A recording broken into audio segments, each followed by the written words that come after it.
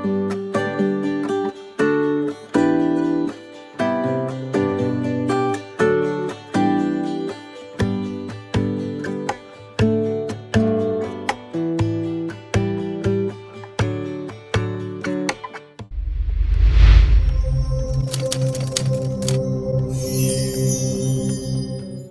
friends, எல்லாரும் எப்படி இருக்கீங்க?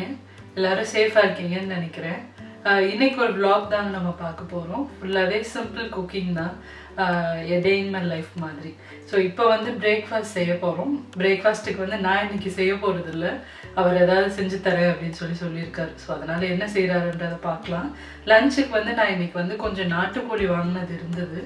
ஸோ அது வந்து நான் ஒரு ஃப்ரைன்னு சொல்லலாம், சுக்கா மாதிரி அது பண்ணிவிட்டு சிம்பிளாக ரசம் பண்ண போகிறேன். ஸோ இந்த vlog ஃபுல்லாகவே இன்றைக்கி நாங்கள் என்ன பண்ண போகிறோம், என்ன சமைக்க போகிறேன் அப்படின்றத பற்றி தான் இருக்க போகுது. ஹோப் உங்களுக்கு பிடிக்கும்னு நினைக்கிறேன். வீடியோ ஃபுல்லாக பாருங்கள். லாக்டவுன் அப்படின்றனால நானும் வீட்டில் இருந்தால் வேலை பார்த்துட்ருக்கேன், வெளிலங்கே போகிறது கிடையாது. ஸோ காலையில் நம்மளோட கான்ட்ரிபியூஷன் ஒரு தடபடல ஒரு சாப்பாடு, தேங்காய் சட்னி, தோசை வச்சு அசத்த போனோம். உங்களுக்கு நான் சொல்லிக் கொடுக்க போகிறேன் எப்படி பண்ணுறது அப்படின்ட்டு. ஆமாம், ஐயோ இது யாருக்குமே தெரியாத ஒரு டிஷ்ஷு. இதை செஞ்சு வேற காட்ட போகிறீங்களா? டிஷ் என்ன டிஷ்ன்றது பிரச்சனை இல்லை, அது எப்படி டேஸ்ட்டாக இருக்குன்றது தான் பிரச்சனை. சரி போய் செய்ய போங்க. நம்ம தேங்காய் சட்னி பண்ணுறதுக்கு புதுசாக தேங்காய் வாங்கி உடச்சி பண்ண முடியாது, ஏன்னா வெளில போக முடியாது. ஸோ லாஸ்ட் டைம் போனப்போ 2 தேங்காய் வாங்கி உடச்சி ஃப்ரீசரில் ஃப்ரீஸ் பண்ணி வச்சியாச்சு. ஸோ அதை எடுத்து தான் நம்ம இன்றைக்கி செய்ய போகிறோம்.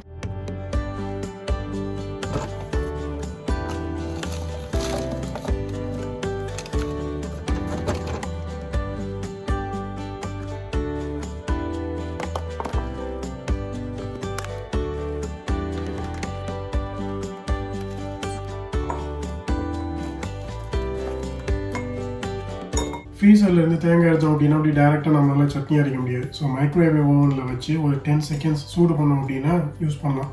அப்படி சப்போஸ் ஓவன் இல்லை அப்படின்னா அது அப்படியே வெளியில் வச்சு ஒரு 1/2 hour அப்படியே விட்டோம் அப்படின்னா அதில் இருக்க அந்த தண்ணி எல்லாம் போயிடும். ஸோ நம்ம யூஸ் பண்ண ஆரம்பிச்சிடலாம்.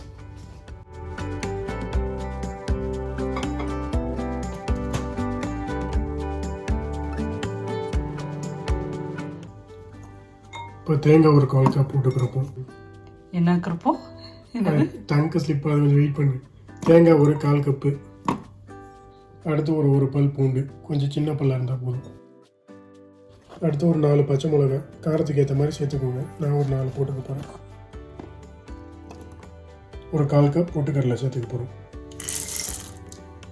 கொஞ்சம் கருவேப்பிலை, இப்போ தேவையான அளவு கொஞ்சம் உப்பு. இந்த சட்னி அரைச்சி எடுத்துகிட்டு வந்துடுறேன்.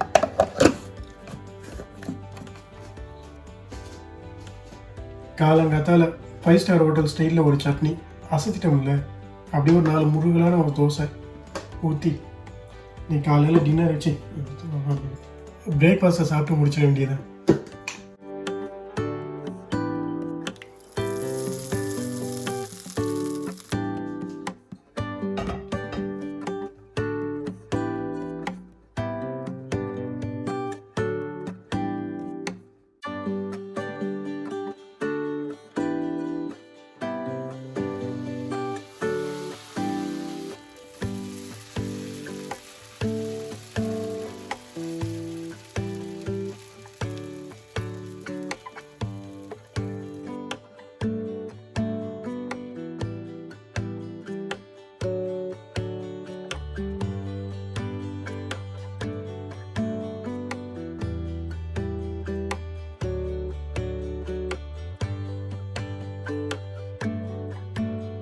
சுட சுட பிரேக்ஃபாஸ்ட் தயாராகிடுச்சு. ரொம்ப சிம்பிளான பிரேக்ஃபாஸ்ட் தான், ஆனால் அதுவுமே யாராவது செஞ்சு கொடுத்து சாப்பிட்டா ரொம்ப சந்தோஷமாக இருக்கும் இல்லையா? ஸோ அந்த மாதிரி சுட சுட ஒரு 2 தோசை, அதுக்கப்புறமா தேங்காய் சட்னி. தோசையா? அது பேர் சொல்லு. பேரா? என்ன பேர்? Pepper roast. இது பேப்பர் ரோஸ்டா? கவுண்டமணி சார் சொல்கிற மாதிரி பேப்பர் ரோஸ்ட் அப்படின்னா அப்படி இருக்கிறது இப்படி பார்த்தா தெரியணும், அந்த மாதிரி தின்னாக இருக்கணும். ரொம்ப கஷ்டமாக இருந்தால் கொஞ்சம் தோசையை கிழிச்சிட்டு பாரு. கல் தோசைன்னு சொல்லுவோம் இல்லையா, கொஞ்சம் கனமான தோசை, அந்த மாதிரி சுட்டு வச்சுட்டு இது பேர் பேப்பர் ரோஸ்ட் அப்படின்னு சொல்லி ஏமாத்துறாரு. சரி எப்படி இருக்குன்னு பார்ப்போம். சட்னி மாவை நான் அரைச்சது தான். ஸோ சட்னி எப்படி இருக்குன்னு பார்ப்போம்.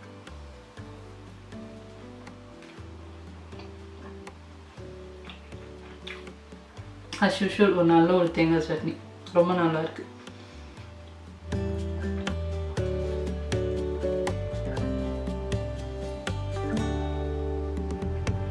இப்போ சூப்பராக பிரேக்ஃபாஸ்ட்டை சாப்பிட்டு முடிச்சாச்சு.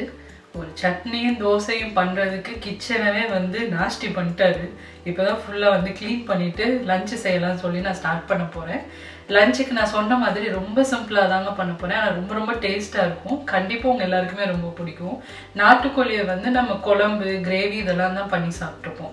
பட் வந்து ஃப்ரை பண்ணுறது கொஞ்சம் மசாலாலாம் சேர்த்து அரைச்சி நம்ம செஞ்சோம் அப்படின்னா ரொம்ப டேஸ்ட்டாக இருக்கும். அந்த மாதிரி ஒரு ரெசிபி நான் உங்களுக்கு செஞ்சு காட்ட போகிறேன். அது கூடவே சிம்பிளாக ஒரு தக்காளி மிளகு இதெல்லாம் சேர்த்து ஒரு ரசம் பண்ண போகிறேன். ஸோ எப்படி பண்ணுறதுன்னு இப்போ பார்க்கலாம்.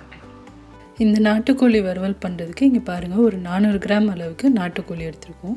அதை வந்து ஃபஸ்ட்டு நல்லா கழுவி சுத்தப்படுத்தி எடுத்துக்கலாம். தண்ணியில் ஒரு 3-4 வாட்டி அலசிட்டு அதுக்கப்புறமா மஞ்சத்தூள் இதெல்லாம் சேர்த்து நல்லா அதை வந்து பிசைஞ்சு ஒரு 10 நிமிஷம் வச்சுக்கோங்க. அதுக்கப்புறமா கடைசியாக ஒரு வாட்டி கழுவி எடுத்துக்கலாம். இந்த வறுவலுக்கு வந்து நம்ம மசாலா அரைக்க போகிறோம். அதுக்கு வந்து ஒரு 4 பல் பூண்டை தோல் உரித்து நான் எடுத்துக்கிறேன். அடுத்ததாக இஞ்சியும் அதே அளவு எடுத்து நல்லா தோல் எல்லாத்தையும் சீவிட்டு கழுவி சுத்தப்படுத்தி எடுத்துக்கலாம். இப்போ ஒரு மிக்ஸி ஜாரில் ஒரு 1.5 டீஸ்பூன் அளவுக்கு மிளகு சேர்த்துக்கோங்க. அடுத்ததாக 1 டீஸ்பூன் அளவுக்கு சோம்பு சேர்த்துக்கலாம். அடுத்ததாக 1 டீஸ்பூன் அளவுக்கு சீரகம் சேர்த்துக்கிறேன். அடுத்ததாக ஒரு 4 பல் பூண்டு அதே அளவு இஞ்சியும் சேர்த்து இதை நல்லா மிக்சியில் நல்லா அரைச்சிக்க போகிறோம். கோஸாக ஃபஸ்ட்டு அரைச்சிட்டு அதுக்கப்புறமா நம்ம பேஸ்ட்டு மாதிரி அரைக்க போகிறோம்.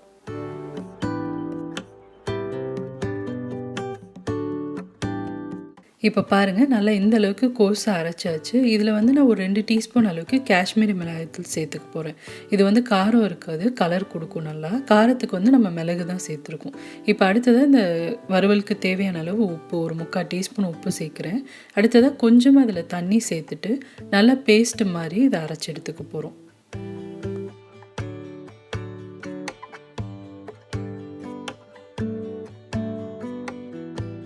இப்போ நம்ம கழுவி எடுத்து வச்சுருக்கோம் இல்லையா நாட்டுக்கோழி, அதில் வந்து இந்த அரைச்சி வச்சுருக்க விழுதை சேர்த்துக்கலாம். பாருங்கள், இந்த மாதிரி நல்லா பேஸ்ட் மாதிரி அரைச்சிக்கோங்க.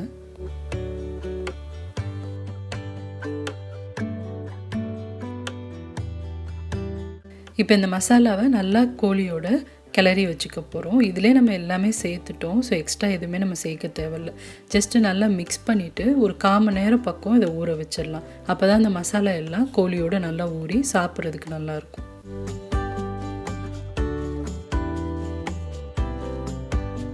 இப்போ அடுத்ததாக சாதம் வடிக்கிறதுக்கு அடுப்பில் வந்து தண்ணியை நான் சூடு பண்ணிக்கிறேன். அடுத்ததாக பார்த்தீங்கன்னா ரசத்துக்கு தேவையான புளி ஊற வச்சுருக்கேன். அதிலே ஒரு சின்ன சைஸ் வந்து தக்காளியும் சேர்த்து நல்லா ஊற வச்சுருக்கேன். இப்போ பார்த்தீங்கன்னா இந்த வறுவலுக்கு வெங்காயம் மட்டும் நம்மளுக்கு தேவைப்படும். ஸோ அதுக்கு வந்து ஒரு மீடியம் சைஸ் வெங்காயத்தை தோல் உரிச்சிட்டு நல்லா பொடியாக கட் பண்ணி எடுத்துக்கலாம்.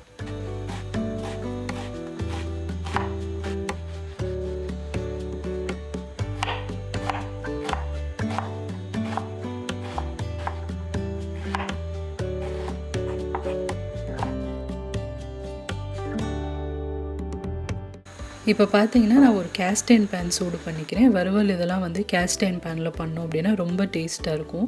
இப்போ பேன் சூடானதுக்கப்புறமா ஒரு 4 டேபிள் ஸ்பூன் அளவுக்கு நல்லெண்ணெய் சேர்த்துக்கிறேன். எண்ணெய் நல்லா சூடானதுக்கப்புறமா கொஞ்சம் கருவேப்பிலை சேர்த்துக்கலாம்.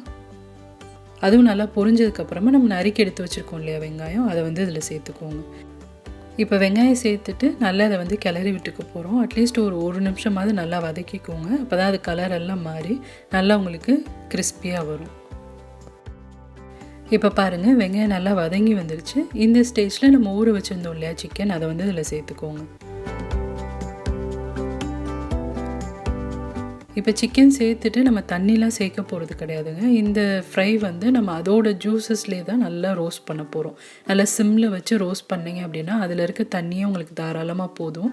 நல்லா உங்களுக்கு ரோஸ்ட் ஆகி வரும். இப்போ நல்லா மிக்ஸ் பண்ணி விட்டுட்டு இது ஃபஸ்ட்டு நம்ம ஒரு 2-3 நிமிஷம் நல்லா வேக வைக்கலாம். அதுக்கப்புறமா ஒரு மூடி போட்டு நல்லா குக் பண்ண போகிறோம். இப்போ பாருங்கள், ஒரு 2 நிமிஷம் கழித்து கொஞ்சம் தண்ணி விட ஆரம்பிக்கும். உங்களுக்கு சப்போஸ் தண்ணி பத்தாதுன்னு தோணுச்சுன்னா நீங்கள் கொஞ்சம் வேணால் தண்ணி சேர்த்துக்கலாம். பட் முடிஞ்ச அளவுக்கு இந்த மாதிரி பண்ணி பாருங்கள், ரொம்ப டேஸ்ட்டாக வரும். இப்போ அதை நல்லா நம்ம வந்து ஒரு மூடி போட்டு 15-20 நிமிஷம் நல்லா ரோஸ்ட் பண்ண போகிறோம்.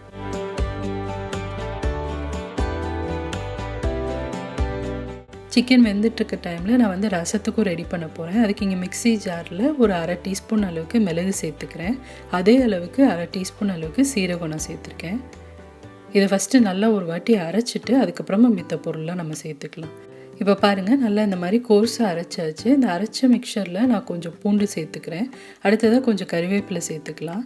அடுத்ததாக பார்த்தீங்கன்னா நான் ஊற வச்சுருந்தேன் இல்லையா தக்காளி, அதையும் வந்து இது கூடவே சேர்த்துட்டு நான் அரைச்சிட போகிறேன். ரொம்ப நம்ம வந்து நைஸாக அரைக்கக்கூடாது, ரசத்துக்கு கொஞ்சம் கோர்ஸாக தான் அரைக்கணும். அதனால் பல்ஸ் மோடில் வச்சு நம்ம அரைச்சிக்கலாம். பாருங்கள், நல்லா கோர்ஸாக இந்த மாதிரி அரைச்சி எடுத்தாச்சு.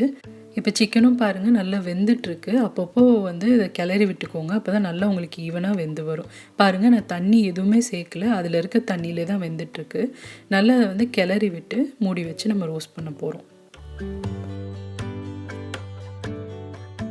இப்போ ரசத்துக்கு பார்த்தீங்கன்னா ஊற வச்சுருந்த புளியை நல்லா ஃபஸ்ட்டு நான் கரைச்சிக்கிறேன்.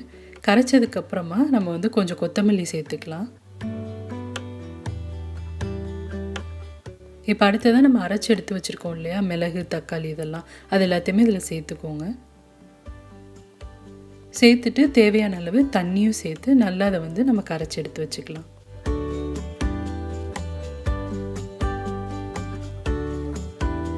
இப்போ ரசத்துக்கு தேவையான அளவு நான் உப்பும் சேர்த்துக்க போகிறேன். இப்போ ரசம் தாளிக்கிறதுக்கு இங்கே ஒரு சின்ன வடைச்சட்டி நான் சூடு பண்ணிக்கிறேன். அதில் வந்து ஒரு டீஸ்பூன் மட்டும் எண்ணெய் நான் சேர்த்துருக்கேன். எண்ணெய் சூடானதுக்கப்புறமா ஒரு 1/4 டீஸ்பூன் அளவுக்கு கடுகு உளுந்தம் பருப்பு சேர்த்துக்கலாம்.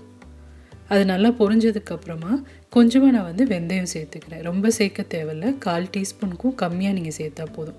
அடுத்ததாக பார்த்தீங்கன்னா ஒரு 2 காஞ்ச மிளகாவை உடச்சி அதில் சேர்த்துக்கிறேன். இதெல்லாமே நல்லா பொரிஞ்சதுக்கப்புறமா ஒரு 1/4 டீஸ்பூன் அளவுக்கு பெருங்காயத்தூள் சேர்த்துக்கிறேன். இப்போ நம்ம கரைச்சி எடுத்து வச்சுருக்கோம் இல்லையா, அந்த ரசத்தை ஃபுல்லாக அதில் சேர்த்துடலாம். ரசம் எப்பயுமே நம்மளுக்கு வந்து ரொம்ப கொதிக்கக்கூடாது, லேசாக அதில் வந்து நுர மாதிரி ஃபார்ம் ஆகி வரும். அப்போவே நம்ம வந்து இதை இறக்கிடணும்.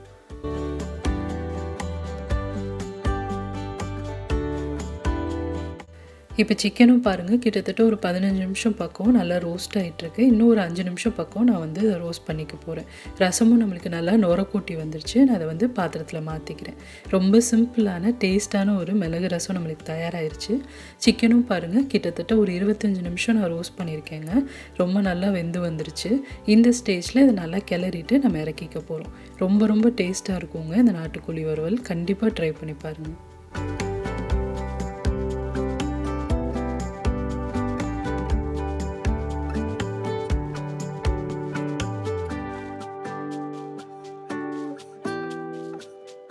அருமையான ஒரு சிம்பிள் லஞ்ச், நாட்டுக்கோழி வறுவல், அதுக்கப்புறமா மிளகு ரசம் தயாராகிருச்சு. இப்போ நான் வந்து பரிமாற போகிறேன்.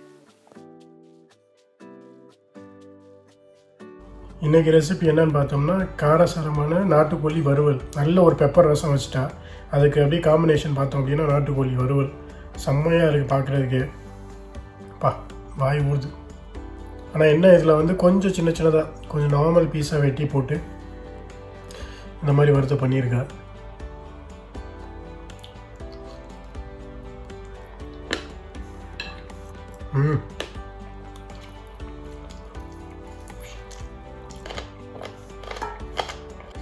லஞ்ச் எல்லாம் சாப்பிட்டு முடிச்சதுக்கப்புறமா வழக்கம் போல் என்னோடய க்ளீனிங் வேலையெல்லாம் நான் முடிக்க போகிறேன்.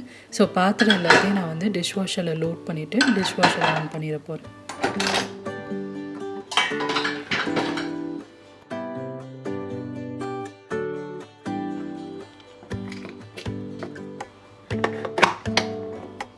இப்போ இன்டர்நெட்டில் ரொம்ப ட்ரெண்டிங்காக இருக்கிறதுன்னு பார்த்தீங்கன்னா இந்த டால்கோனா காஃபி தான். இதை நான் போன வாரம் பேன் அண்ட் பாஸ் சேனலில் அப்லோட் பண்ணியிருந்தேன்.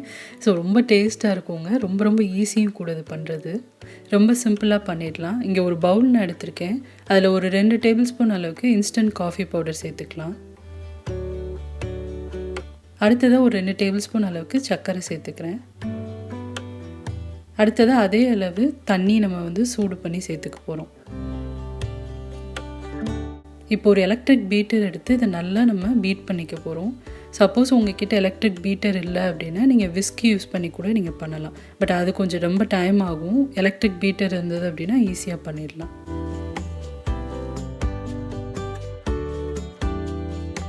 இப்போ ஒரு 1 மினிட் பக்கம் நான் நல்லா பீட் பண்ணியிருக்கேன். பாருங்கள், கொஞ்சம் நல்லா உங்களுக்கு ஃப்ராத்தியாக வந்துட்டுருக்கு. இன்னும் நல்லா வந்து நம்ம கெட்டியாக வர வரைக்கும் பீட் பண்ணிக்க போகிறோம்.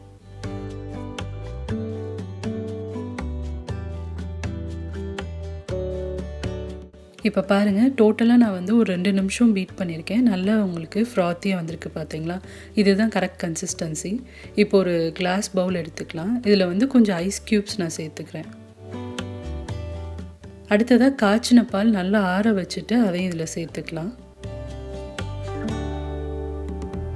இப்போ 3/4 கப் அளவுக்கு சேர்த்தாச்சு. இது மேலே வந்து நம்ம பீட் பண்ணி வச்சுருக்க இந்த டால்கோனோ மிக்ஸை வந்து நம்ம சேர்த்துக்கலாம்.